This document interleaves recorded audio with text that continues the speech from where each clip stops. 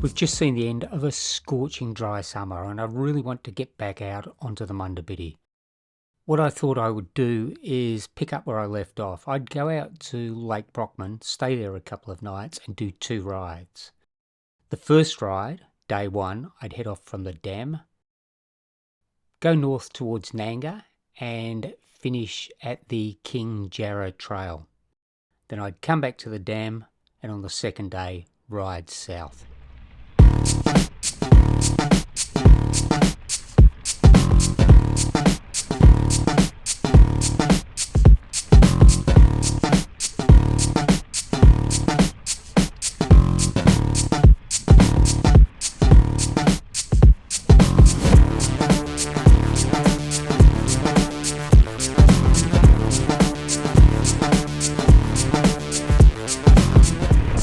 Hey, just for the record, this little piece of trail, the diversion, along Scarp Road, it's pretty corrugated, and the gravel, again, it's like trying to ride on marbles, so good day to be really careful, and the plan is not to come off the bike.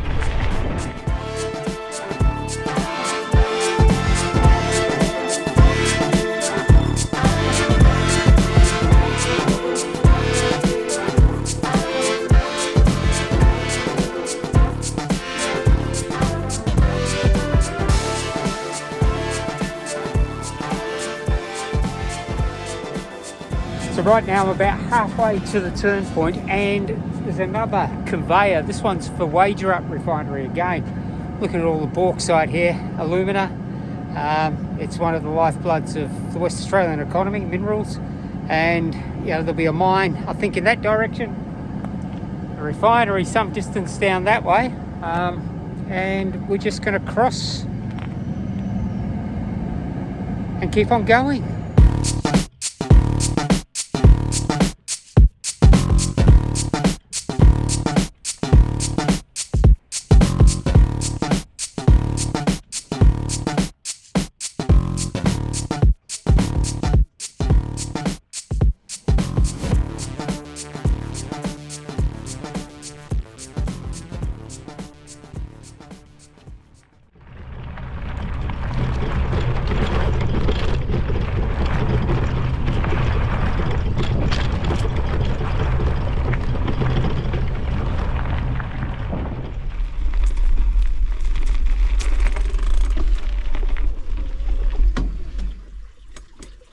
Oh wow,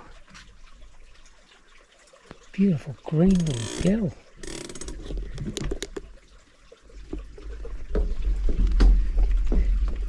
Yeah, I can hear it, I can't see anything.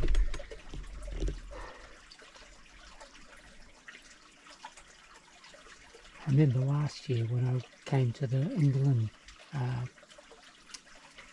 camp, it was coming up for winter and the weather had changed and there was a bit of rain, and one of the highlights there was just a little creek that ran through behind it, and I wasn't surprised then because of the weather, but in early autumn when we still haven't seen any rain, I'm really surprised by this. It's beautiful. Little oasis in the middle of nowhere.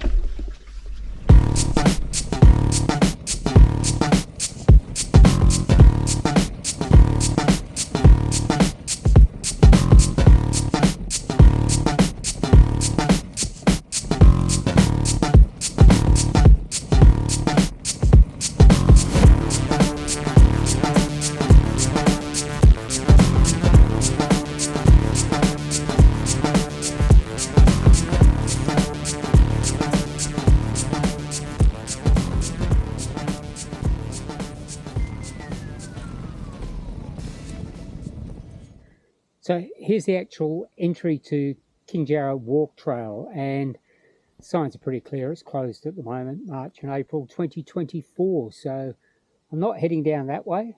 It's quite a long walk actually. It's 18 kilometres, 6-hour return. Would have been quite good.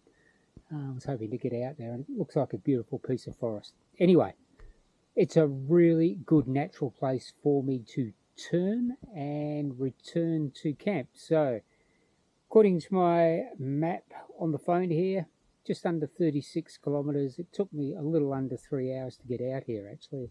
A fair bit of up and down, a few stops along the way, and some very soft ground. So, looking at it that way, I'll be getting back to camp just in time to set up the tent and get ready for dinner. Talk to you soon. Bye-bye.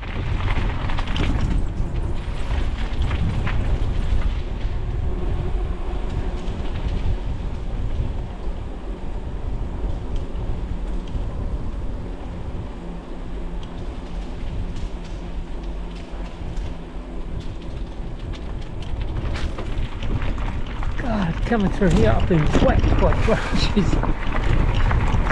Got me slapped across the face. Oh.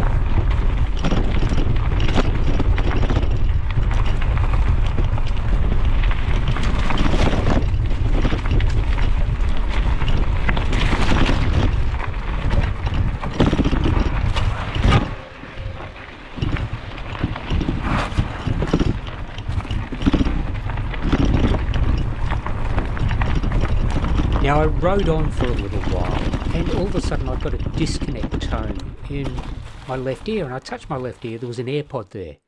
But when I touched my right ear, there was nothing. When I'd been smacked across the face by one of those bushes, the AirPod had fallen out, and I had them in because I checked in at the turn point. There was a phone signal there and I hadn't taken them out. So my first thought was, well, that's it, I've lost them. But then I thought, I'll try the Find My feature on my phone. And sure enough, even out in the hills, it worked a treat. Watch this. That the AirPod just fell down to the ground near it. Sure enough, we're tracking in closer, so here we go.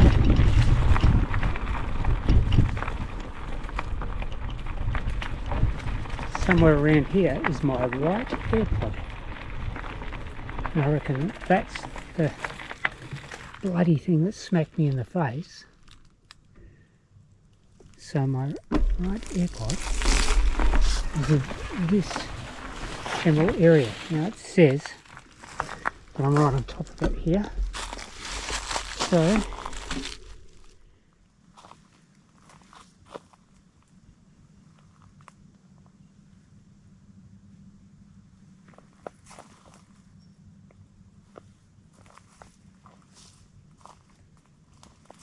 I've looked everywhere.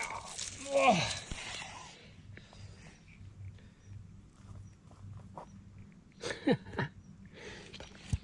Look where I am. In the middle of the bush. Oh, goodness.